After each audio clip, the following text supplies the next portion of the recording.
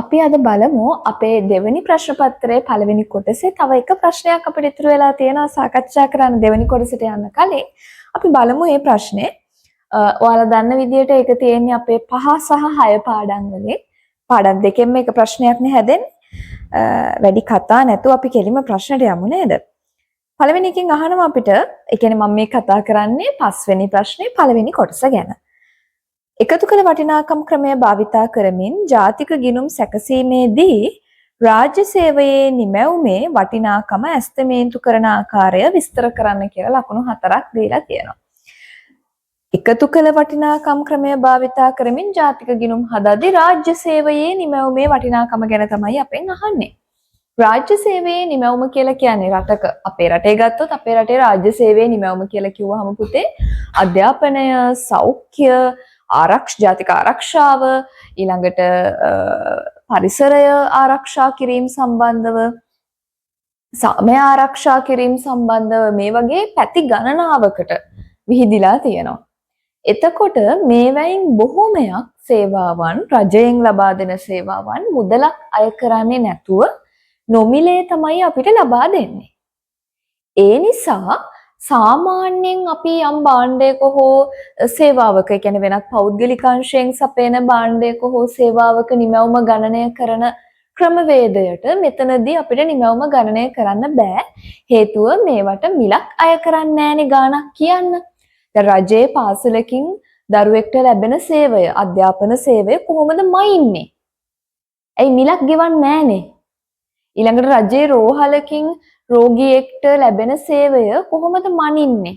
මිලක් ගෙවන්නේ නැහනේ. එයා යම් මුදලක් ගෙවනවා නම් දැන් අපි කියමු ඔයා මෙඩිකල් සෙන්ටර් එකකින් ડોක්ටර් කෙනෙක්ගෙන් ගිහිල්ලා නැත්නම් පෞද්ගලික වෙනත් හොස්පිටල් එකකින් ගිහිල්ලා මොකක් හරි සේවාවක් ලබා ගන්නවා නම්, බේත් ගන්නවා නම්, වැක්සින් එකක් ගන්නවා නම්, මොනවා හරි චෙක්අප්ස් ටිකක් කර ගන්නවා නම් ඔයාට බිල් එකක් හම්බ වෙනවනේ ඒවට. ගාස්තුවක් ගෙවන්න එපයි. එතකොට අන්න ගාස්තුවේ හැටියට ඔයාලට හිතන්න පුළුවන් අපි කියමු රුපියල් 2000ක් ගිහිල්ලා තියෙනවා කියලා. එහෙනම් ඒ සේවාවේ වටිනාකම රුපියල් 2000යි. ඊළඟට ඔයා පෞද්ගලික මේ අධ්‍යාපනයේදී පෞද්ගලික උපකාරක පන්ති වලට යන්නේ ටියුෂන් වලට අපි යනවානේ. එතකොට ඒ ටියුෂන් එකේ ඔයා ගෙවනවනේ මාසෙට ෆී එකක්. එතකොට අපි දන්නවා මේ සේවයේ වටිනාකම මෙච්චරයි කියලා. හැබැයි දැන් රජයෙන් සපයන සේවාවල මොකද වෙන්නේ? අපි මුදලක් ගෙවන්නේ නැති නිසා අපිට ඒකේ වටිනාකම ඇස්තමේන්තු කරන්න බෑ.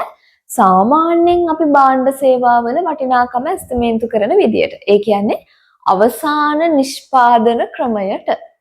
මතකයි නේද අපි ජාතික ගිණුම් හදනකොට ක්‍රම දෙකකට හදනවා කියලා ඉගෙන ගත්තනේ අර අලුත් ප්‍රමිතයට අනුව. මොකක්ද අලුත් ප්‍රමිතය? SNA 2008 කියලා නව ජාතික ගිණුම් කරන ප්‍රමිතයක් ඉගෙන ගත්තනේ. ඕකෙදි අපි ඉගෙන ගන්නවානේ ක්‍රම දෙකකට. මොනවද අර අපි දැන් කිව්වා වගේ අවසාන නිෂ්පාදිත ක්‍රමයට ජාතික ගිණුම් අපි හදන්න ඉගෙනගෙන තියෙනවා. එතකොට ඒකෙදි ගන්නේ භාණ්ඩයක් වෙළඳපළට නිකුත් කරාට පස්සේ අවසාන නිෂ්පාදිත, ඒ කියන්නේ නිමැවුමේ සියලු අදියර පහු කරාට පස්සේ අවසාන නිමැවුමේ අපි කියන්නේ ෆයිනල් ප්‍රොඩක්ට් එකේ වැලියු එක තමයි ගන්නෙ මේකෙදි. අපි අර කිව්වා වගේ පුතේ ඔයා මෙඩිකල් සෙන්ටර් එකට ගිහිල්ලා බෙහෙත් ගන්නකොට අවසාන නිෂ්පාදිතයේ වටිනාකම බිල් එකක් අපිට හම්බ වෙනවා. ඒක එතකොට ගන්න පුළුවන් අපිට අවසාන නිෂ්පාදනයේ වටිනාකම කියලා. අනිත් ක්‍රමය මොකද්ද? එහෙම ගන්න බැරි අවස්ථාවල් වලදී අපි ගන්නවා එකතු කළ වටිනාකම් ක්‍රමය.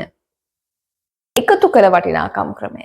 මේකෙදි කරේ මොකද්ද? අර නිෂ්පාදනයේ විවිධ අදියරවලදී නිමැවුමට අලුතින් එකතු වෙච්ච වටිනාකම් තමයි ගත්තේ. එතකොට දැන් මේක කොහොමත් හරියන්නේ නැහැ කියන එක අපිට තේරෙනවානේ.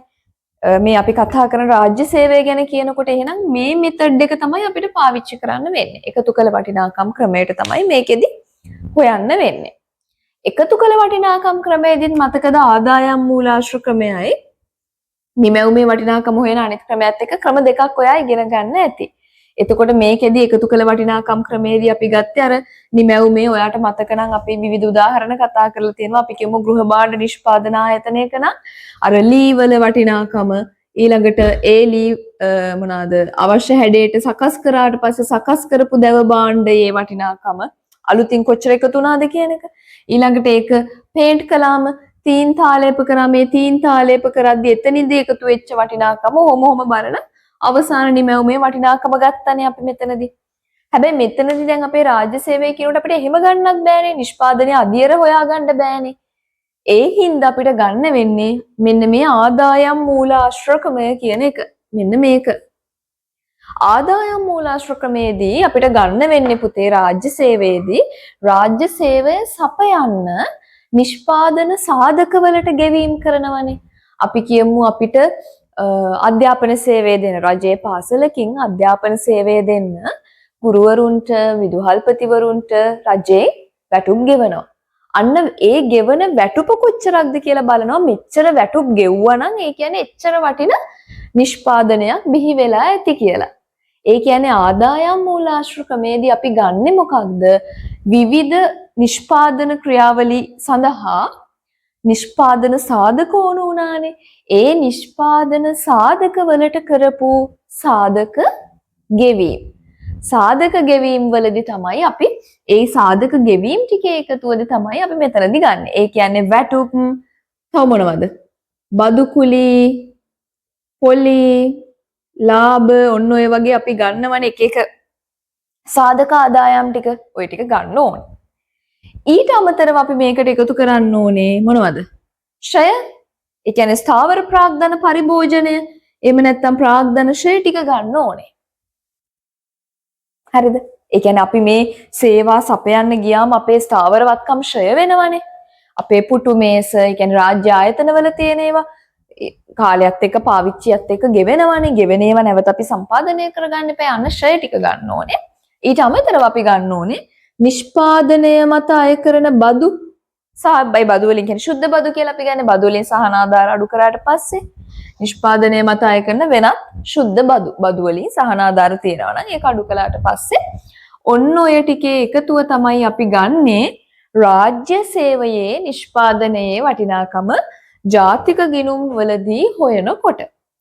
එතකොට අපි කිව්වා වගේ ලකුණු 4ක ප්‍රශ්නයක් මේක. මේකේ ඔයාට ලකුණු 2ක් දෙනවා. අර රාජ්‍ය සේවයේදී අපි සපයන්නේ අධ්‍යාපනය, සෞඛ්‍ය, ආරක්ෂාව වගේ දේවල්.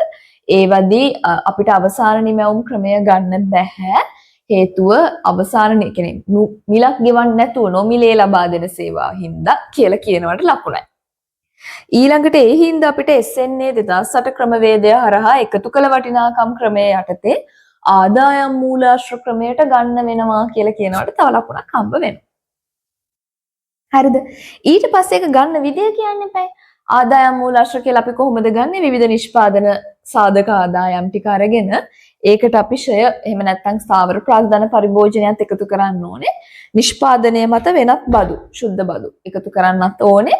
එහෙම එකතු කළා තමයි අවසානයේදී අපිට රාජ්‍ය සේවයේ නිමැවුමේ වටිනාකම ගන්න වෙන්නේ කියලා කියනවට අනික් ලකුණු 2 හම්බ වෙනවා. එතකොට ඔයාට ඔක්කොම ලකුණු 4ක් හම්බ වෙනවා.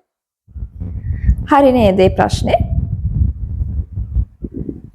ඊළඟට මම එනවා අපේ ගානට කල්පිත ආර්ථිකයක පහත තොරතුරු දීලා තියෙනවා කියලා ගාන දීලා තියෙනවා. මේක නම් ලේසි ගානක් දීලා තියෙන්නේ. හරි ලේසි ගානක්.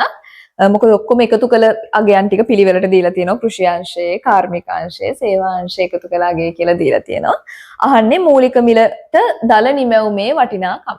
එතකොට මූලික මිලට දල නිමැවුමේ වටිනාකම කියලා කියනකොට ඔයා දන්නවා කෘෂි, කාර්මික, සේවා අංශවල දල එකතු කළ වටිනාකම් ටික තමයි අපිට ගන්න වෙන්නේ. බලමු.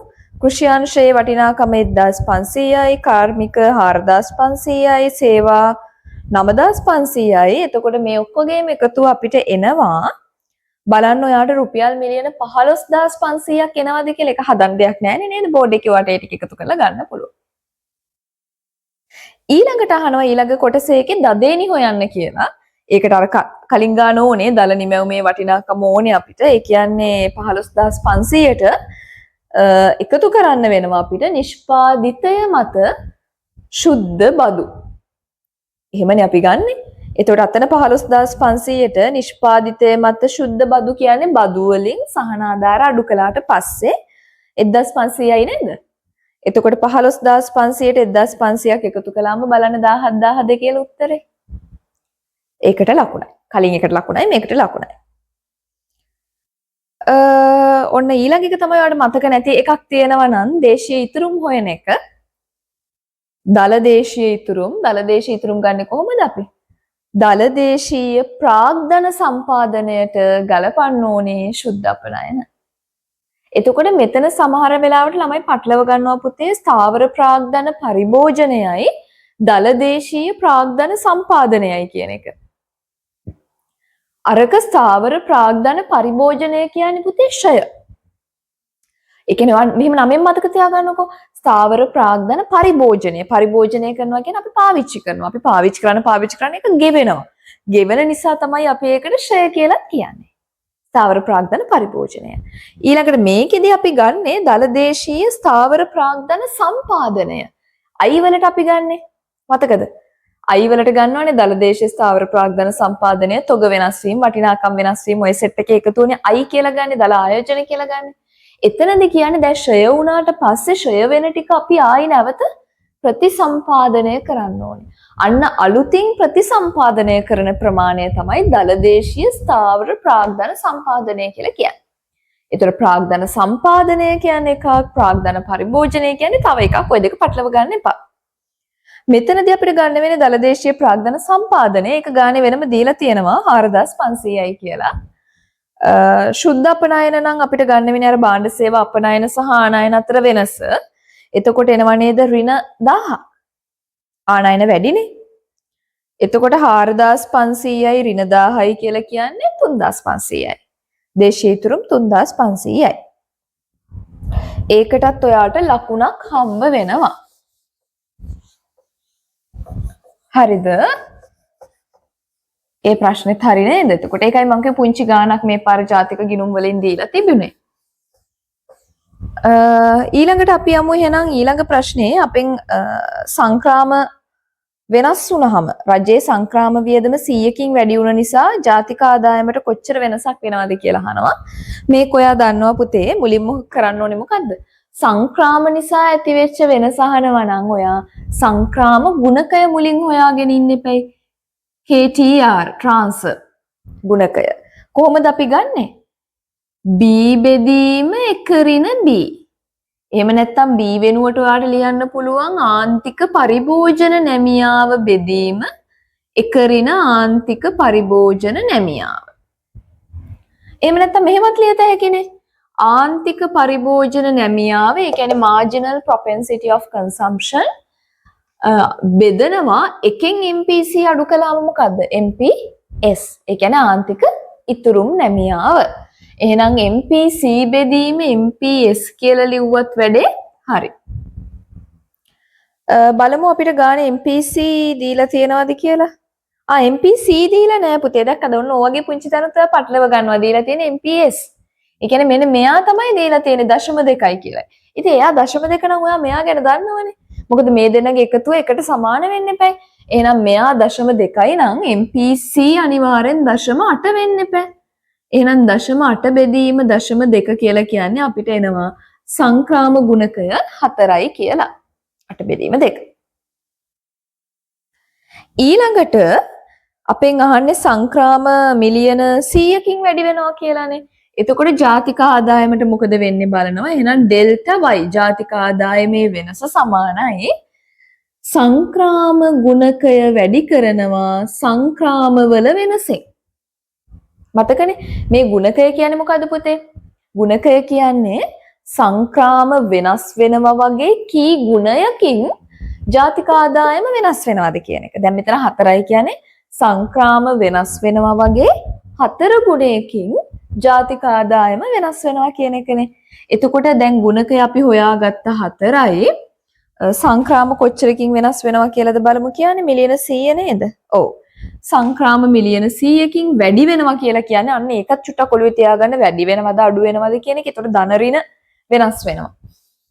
එතකොට ඩෙල්ටා y අපිට එන්නේ 400යි කියලා. එතකොට ඔයා යටින් ලියන්න ඕනේ. පැහැදිලිව ලියන්න ඕනේ. නිකන් ඕක හොයලා විතරක් නිකන් ඉඳලා හරියන්නේ නැහැ. ඔයා ලියන්න ඕනේ සංක්‍රාම වියදම රුපියල් මිලියන නේද? ඔව් රුපියල් මිලියන 100කින් වැඩි වෙනකොට ජාතික ආදායම රුපියල් මිලියන 400කින් ඉහළ යයි.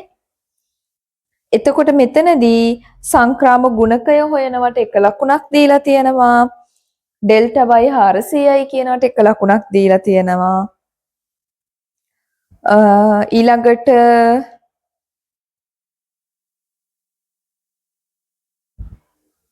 මේ සමීකරණයටත් ලකුණක් දීලා තියෙනවා. ඒකයි මම බැලුවේ ලකුණු 4 කොහොමද බෙදලා ගිහින් තියෙන්නේ කියලා. මේකට 1යි මේකට 1යි ලකුණු 2යි.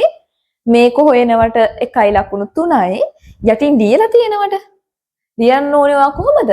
සංක්‍රාම වියදම් 100කින් වැඩි වෙන විට ජාතික ආදායම 400කින් වැඩි වෙයි කියලා තියෙනවට ලකුණයි. ලකුණු ඔක්කොම 4යි. හරිනේ?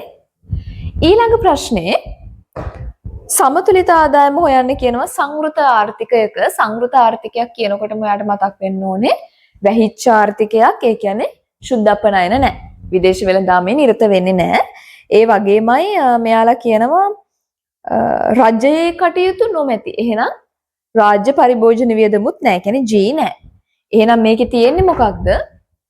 y සමානයි c ධන i. හරිනේ ඔය දෙක විතරනේ තියෙන්නේ.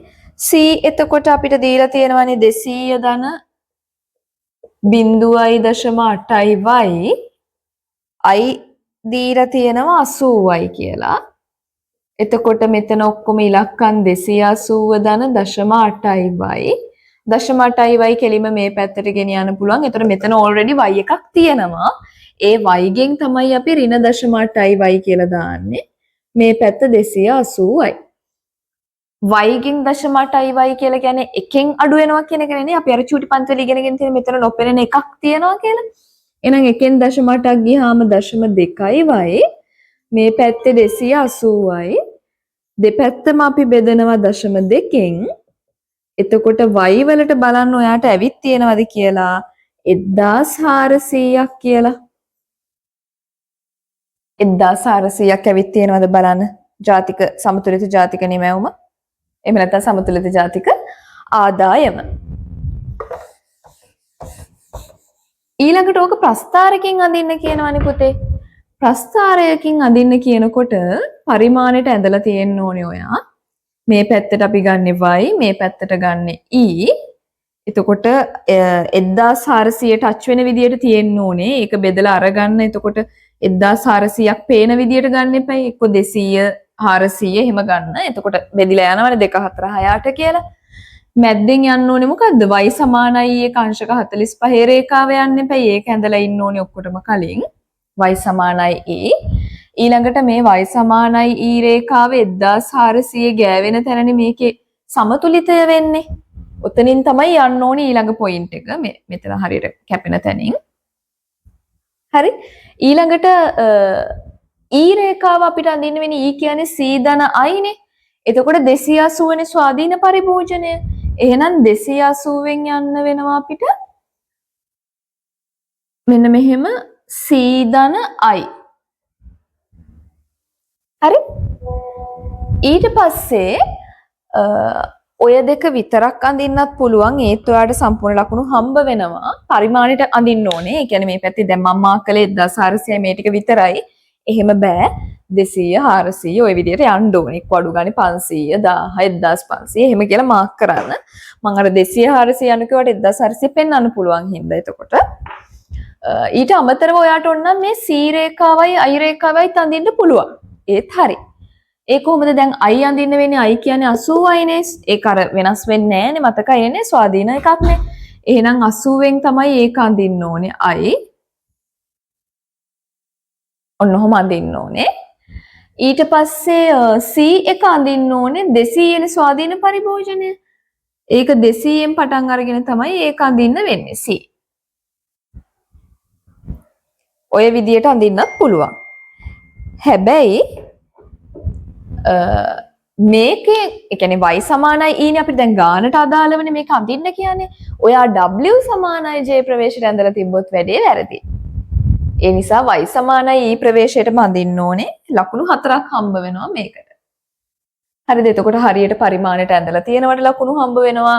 අංශක 45 රේඛාව, c ධන i රේඛාව, ඒක 280ෙන් පටන් අරන් තියෙනවට, ඒක 1400ෙන් දෙපැත්තම ඡේදනය වෙනවට මේවට ලකුණු හම්බ වෙනවා. ඊට අමතරව ඔයාට ඕන නම් c සහ i රේඛා දෙක වෙනම ඇඳලා පෙන්නන්නත් පුළුවන්. ඒත් හරි. එහෙමනම් ඔන්න අපේ පස්වෙනි ප්‍රශ්නෙත් අපි කතා කරලා ඉවරයි.